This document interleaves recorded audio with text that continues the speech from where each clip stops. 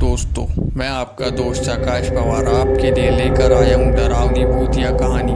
उम्मीद करता हूँ आप सभी को पसंद आएगी। इस कहानी का उद्देश्य किसी को डराना नहीं है, यह केवल आपके मनोरंजन के लिए बनाई गई है।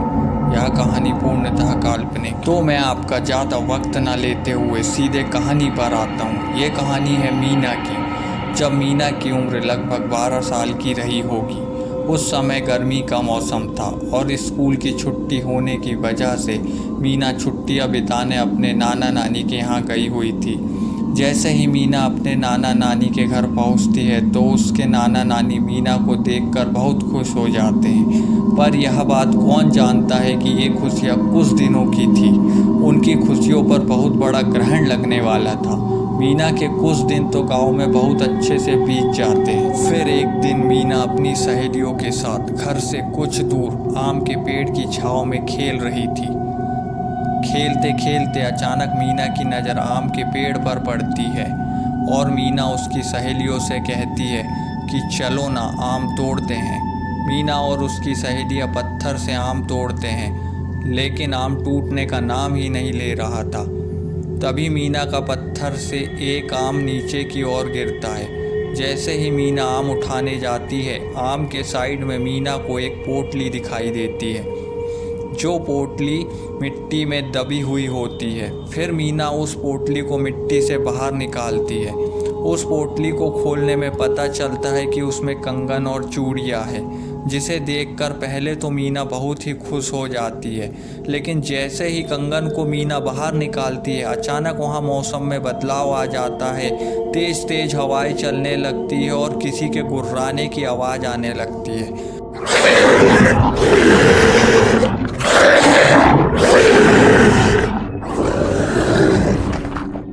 जिसे सुनकर मीना और उसकी सहेलियाँ पूरी तरह से डर जाती है और उस कंगन को लेकर घर आ जाती है। जैसे ही मीना की नानी मीना को डरा हुआ देखती है तो नानी मीना से पूछती है कि क्या हुआ मीना, तू इतनी डरी हुई क्यों है।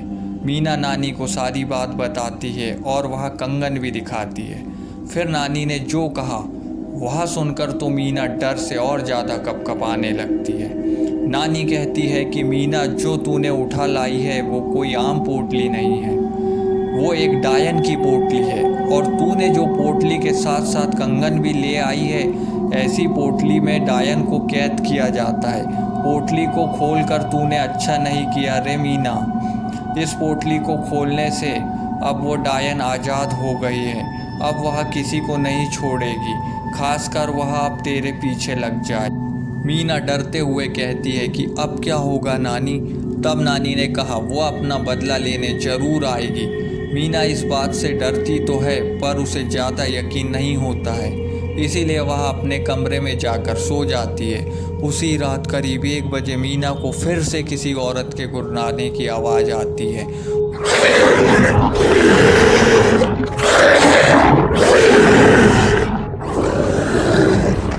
और गुर्राने की आवाज़ इतनी तेज होती है कि अचानक मीना की नींद खुल जाती है। जब मीना की नींद खुलती है तो वह देखती है कि उसके कमरे की लाइट चालू बंद हो रही है और गुर्राने की आवाज़ बहुत तेज आ रही है। यह सब देखकर मीना बहुत घबरा जाती है। घबरा के वह बेड के बाजू में रखे पानी की बोतल उठाने के लिए जैसे ही मुड़ती है, तब मीना देखती है कि कोई औरत उसके टेबल के पीछे बैठी है, सफ़ेद साड़ी लपेटे हुए, जिसका चेहरा पूरी तरह जला हुआ, बाल लंबे लंबे और आँख एकदम लाल है, जो एक टक लगाकर मीना को घूरे जा रही है। यह देखकर मीना चिल्लाते हुए अपनी नाना नानी के पास जाती है तो मीना को कोई भी घर में दिखाई नहीं देता है। खुद को अकेला पाकर मीना डर के मारे बेहोश हो जाती है। सुबह जब मीना की नींद खुलती है तो वह अपने नाना नानी को अपने पास देखती है और रात की सारी बात बताती है। तो उसकी नानी कहती है हम तो अपने कमरे में ही थे। नानी समझ जाती है कि ये सब उस डायन ने ही किया है। वो कंगन उस पोटली में रखकर वापस मिट्टी में गड़ाना होगा, वरना ये डायन हम सभी को मार डालेगी। तभी मीना कहती है कि चलो ना नानी, चलो ना नानी, अभी हम चलकर कंगन को वापस रख देते हैं। तभी नानी कहती है कि बेटा मीना, यह सब इतना आसान नहीं है, वह तेरे पीछे पड़ी है, अब इसको वापस गड़ाना इतना आसान नहीं होगा, इसे गड़ाने के लिए हमें बहुत कुछ करना होगा।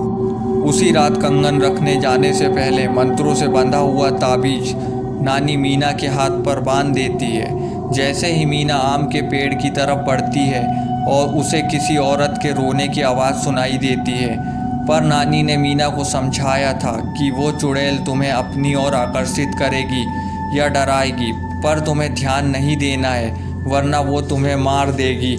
जैसे ही मीना पेड़ के पास पहुंचती है तो उसे महसूस होता है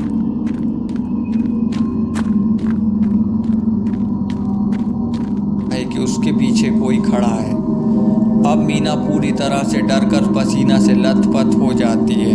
किसी तरह से भगवान का नाम लेकर मीना पोटली को मिट्टी में गाड़कर तेजी से दौड़ते हुए घर की ओर आ जाती है।